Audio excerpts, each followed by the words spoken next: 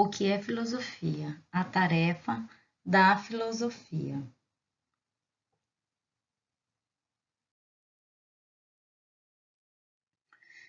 A filosofia, ela nasceu na Grécia, tá? Com o intuito de romper com o mito.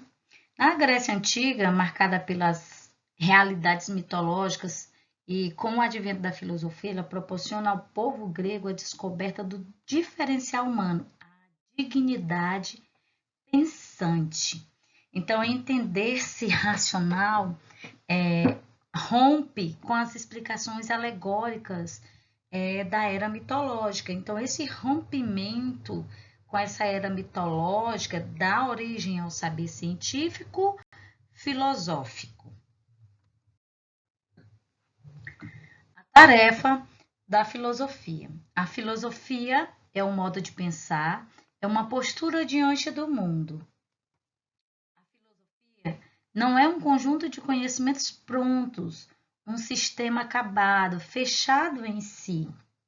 Ela é, antes de mais nada, é uma prática de vida que procura pensar os acontecimentos além da sua pura aparência, que vai muito além da sua aparência. Assim, essa filosofia, ela pode se voltar para qualquer objeto.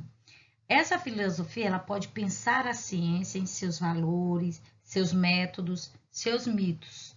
Pode pensar a religião, pode pensar a arte, pode pensar o próprio homem em sua vida cotidiana. Ou seja, uma história em quadrinhos ou uma canção popular pode ser o objeto de reflexão da filosofia. A filosofia é um jogo irreverente. Por quê? Porque parte do que existe, tá? E coloca em dívida, faz perguntas importunas, ela abre portas para as possibilidades, faz a ligação entre os mundos e os outros modos de compreender a vida. E um outro ponto, porque a filosofia ela é um jogo irreverente, porque a filosofia ela incomoda. Ela incomoda por quê?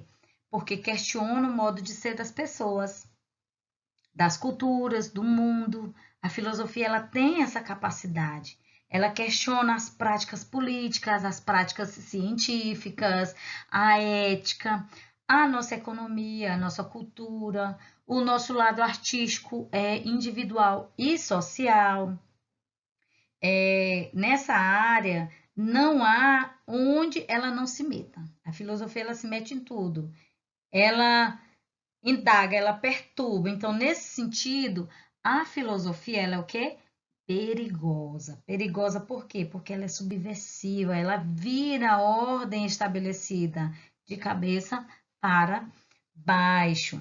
Então, nós podemos dizer, ou podemos perceber a razão dentro desse sentido para a condenação de Sócrates na antiguidade, ou da proibição da leitura de Karl Marx no Brasil pós o período da ditadura.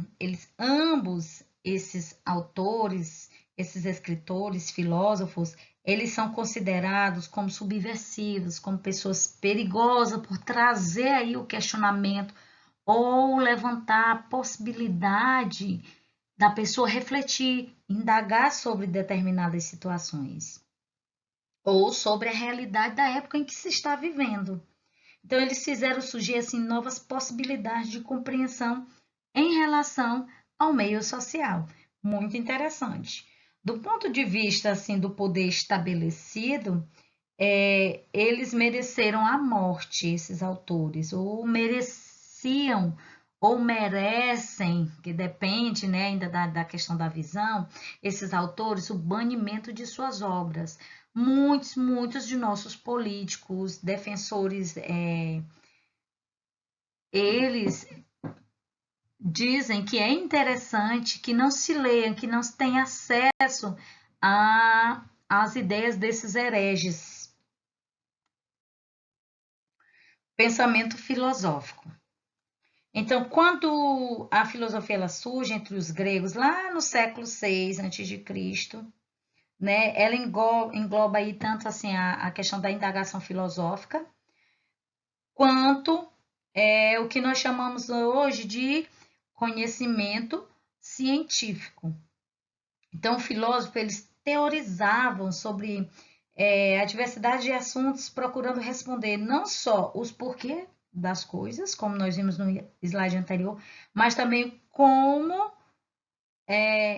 ou seja, como se dá o funcionamento dessas coisas, ou desses objetos, ou desses elementos. É por isso que Euclides, Tales e Pitágoras, eles são filósofos que se dedicaram ao estudo da geometria. Eles são filósofos, mas eles se dedicaram a estudar uma outra ciência, a geometria. Já Aristóteles, ele se debruçou sobre os problemas da questão da física, da astronomia. E na medida em que os problemas eles interessavam a cultura e a sociedade, esses teóricos eles iam se aprofundando. Então, só a partir do século XVII, com Galilei, é que surge o aperfeiçoamento do método científico, que é um assunto que nós vamos estudar logo mais. Então, esse método ele foi fundado na observação, na experimentação e na matematização dos resultados, né? Ou seja, um modo de quantificar os resultados. E essa ciência ela começa a se construir como forma específica de abordagem do real, né? E se destaca da filosofia. Então, ela já passa a ser aí uma outra ciência, porque a filosofia ela está no campo da indagação, do questionamento. Por que que as coisas acontecem ou por que determinada situação é dessa maneira? Quais são os possíveis ou as possíveis respostas que eu posso dar a um determinado problema? Seja ele matemático, físico, astronômico, psicológico, químico, geográfico. Então, a filosofia, ela casa aí com essas demais ciências, fazendo aí os questionamentos.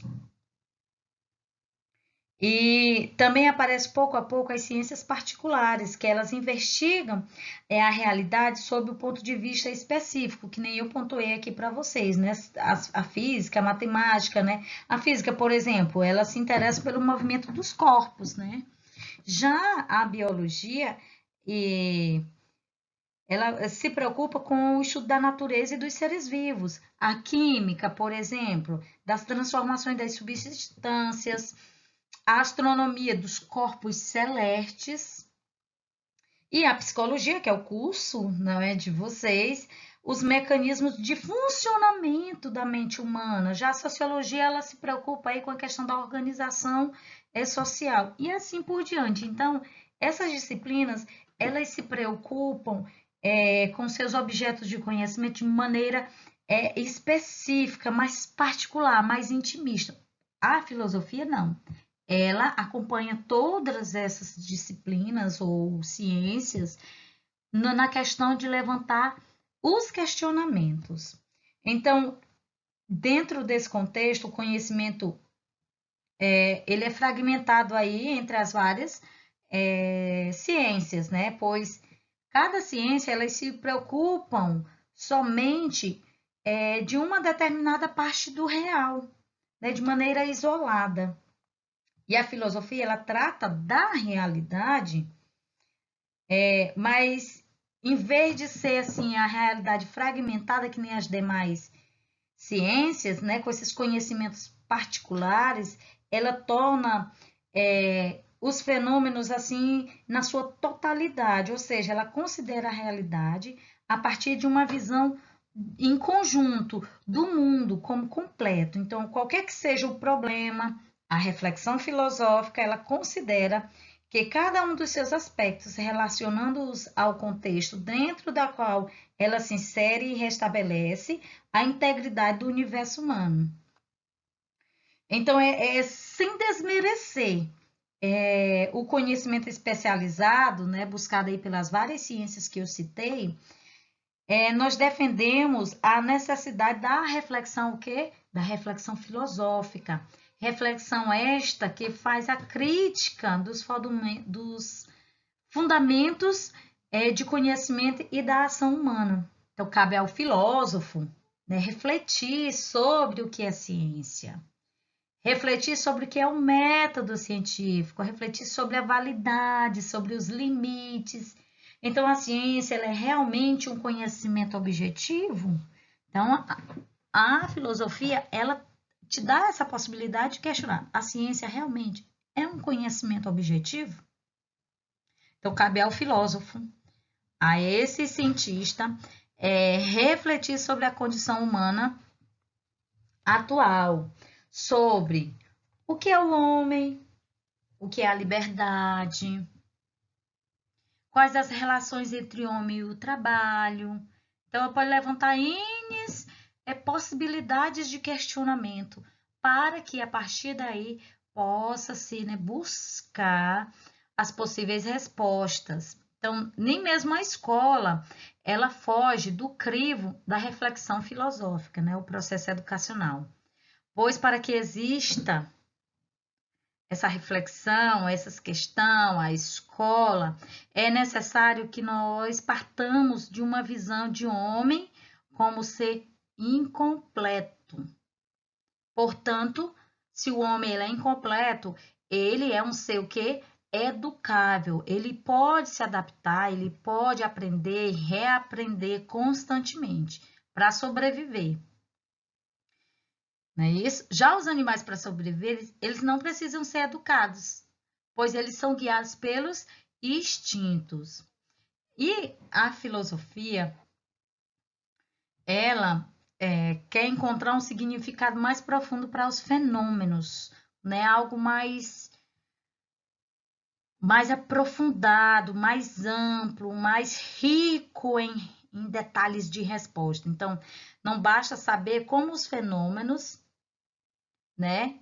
Como as coisas funcionam, como as situações elas ocorrem, mas o que significa na ordem geral do mundo humano? Como é que isso acontece? A filosofia limite juízos de valor ao julgar cada fato, cada ação em relação ao todo, ao contexto. Então, a filosofia ela vai muito além daquilo que é para propor como ela poderia ser. Ela é indispensável para a vida de todos nós. Então, a filosofia é o quê? Indispensável para todos nós. Porque, como nós já colocamos em situações anteriores, a filosofia ela levanta os questionamentos. E o que move o mundo em geral são os questionamentos, não são as respostas obtidas, porque as respostas te dão uma finalidade, uma conclusão. Então, dentro desse processo que ela é indispensável, nós desejamos ser seres humanos completos, cidadãos livres, responsáveis pelas nossas próprias escolhas. Mas para isso, filosofar, ela é uma prática que parte da teoria e resulta em outras teorias. Muito interessante. Então, essa capacidade de escolhas, né, para a filosofia é uma prática que parte aí do nosso conhecimento teórico e vai passar para outros conhecimentos teóricos, outras ciências, para que a gente possa chegar às possíveis transformações em seres humanos completos, porque quando eu adquiro a resposta em determinadas situações, eu dou a completude para aquele fato ou para aquele objeto. Características do pensamento filosófico. Então, para o trabalho do filósofo, né? Então, lembrando, o trabalho do filósofo é o quê? Refletir sobre a realidade, qualquer que seja ela. Não é assim? Descobrindo seus significados mais profundos. Certo? Então, como que isso é feito? Como que é feita essa questão do pensamento filosófico? Em primeiro lugar, nós vamos estabelecer e saber o que é reflexão. Você sabe o que é reflexão? Você já fez essa pergunta para você? Refletir é o quê? O que significa a palavra refletir? Então vamos lá. Refletir significa pensar, considerar cuidadosamente o que já foi pensado. Então é uma análise. Então, como um espelho que reflete a nossa imagem, a reflexão do profissional da área da filosofia, da pessoa que se preocupa em estudar nesse sentido, ela deixa ver, revelar, mostrar, traduz os valores desenvolvidos nos acontecimentos e nas ações humanas. Então, para se chegar a essa revelação da reflexão filosófica, segundo Saviani, deve ser, primeiro, radical. Como assim? Como essa reflexão ela deve ser radical? Radical quer dizer que tem que chegar à raiz dos acontecimentos, à sua origem, certo? Chegar aos valores originais ali que possibilitam o fato, chegar realmente de maneira completa. Então, a reflexão filosófica, de modo radical, é uma reflexão em profundidade. Já a reflexão filosófica de modo rigoroso quer dizer que nós devemos seguir um método adequado ao objeto em estudo. Ou seja, nós devemos ter rigor, colocando em questão as respostas mais superficiais, comuns à sabedoria popular, o senso comum.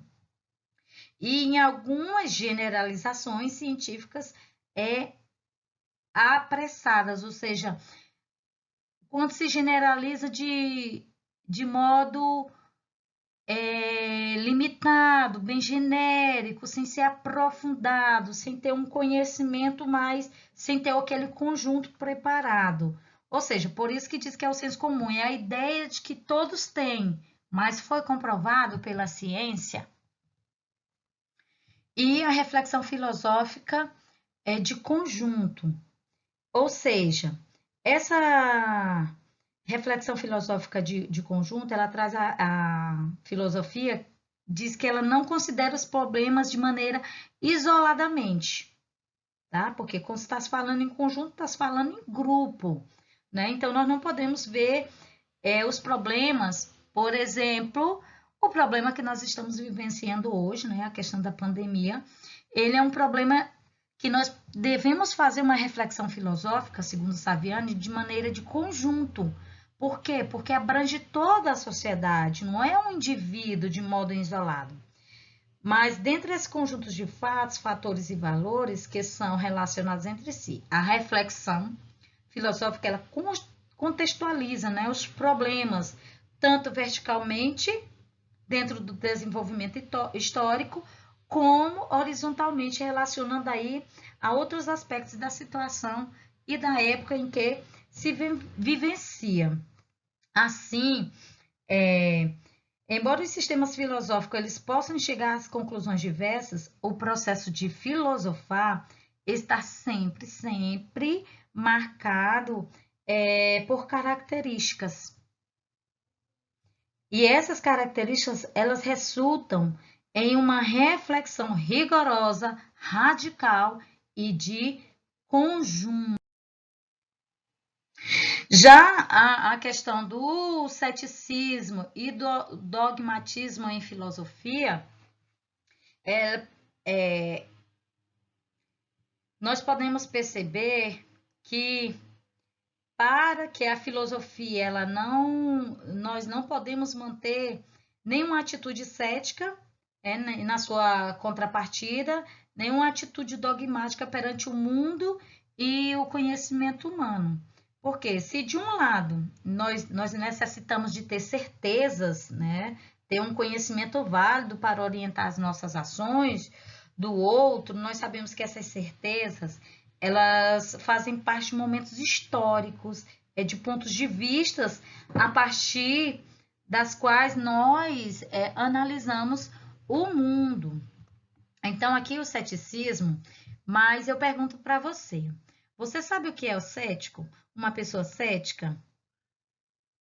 Então, cético, no sentido comum, no senso comum, é aquela pessoa que desconfia de tudo, né? Às vezes as pessoas dizem, eu sou cético em relação a isso, ou em relação àquilo, eu não acredito nisso, eu não acredito naquilo. Então, desconfia de tudo. Vai tomar uma medicação, mas será se essa medicação realmente vai servir ou é coisas que as pessoas estão dizendo? Então, essas são as pessoas céticas, né, no sentido comum.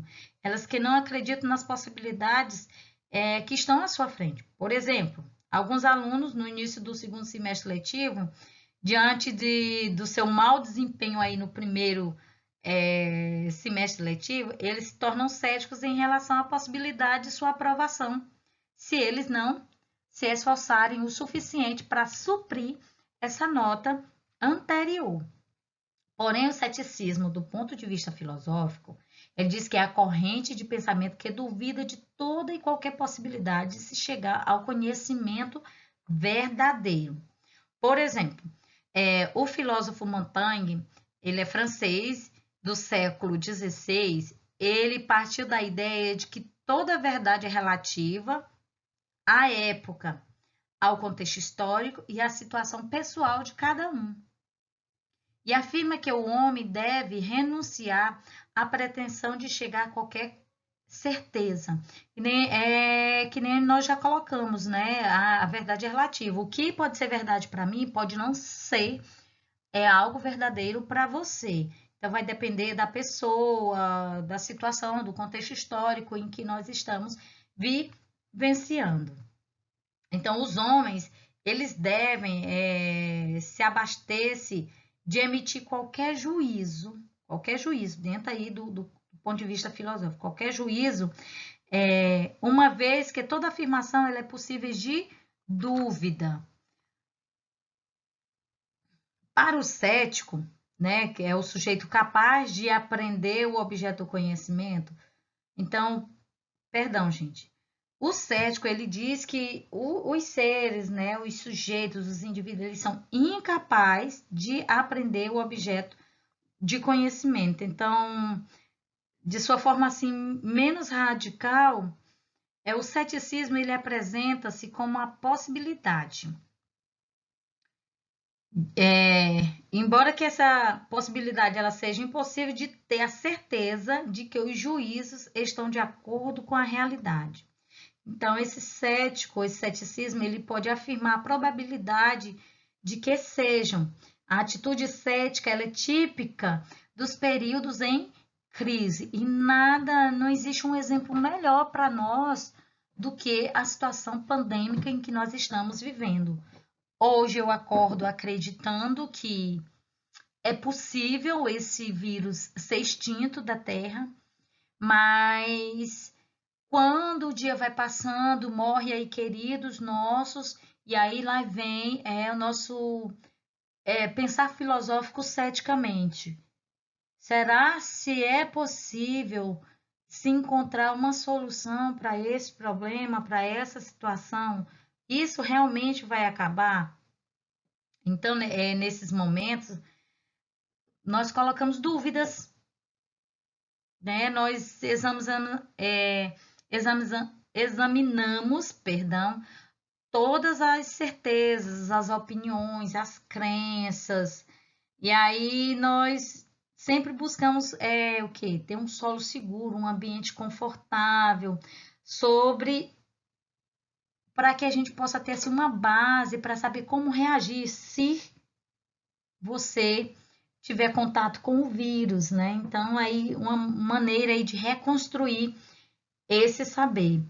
E aí, dentro da questão da filosofia moderna, do pensamento cético, o ceticismo ele se manifesta através do empirismo de Hume, filósofo escocês do século XVIII, que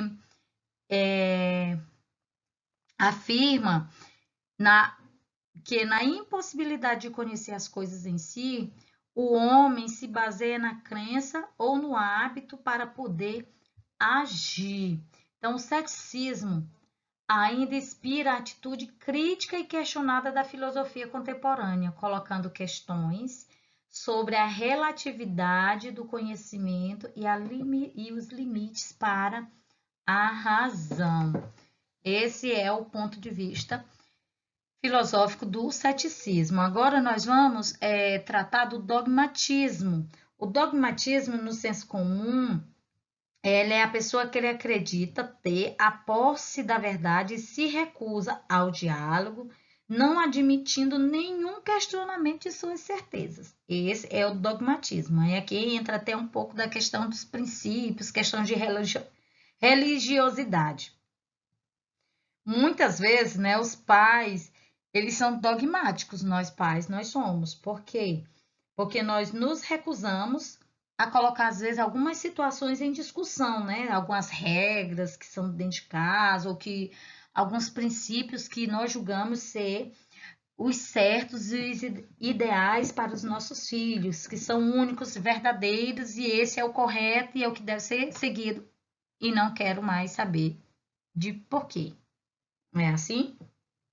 Então, em filosofia, dogmatismo é a doutrina ou atitude que afirma de forma absoluta a capacidade humana de chegar a verdades seguras através do uso exclusivo da razão. Então, essa mesma crença cega na razão faz com que o dogmatismo não admita discussões. É desse jeito e ponto final. Acabou.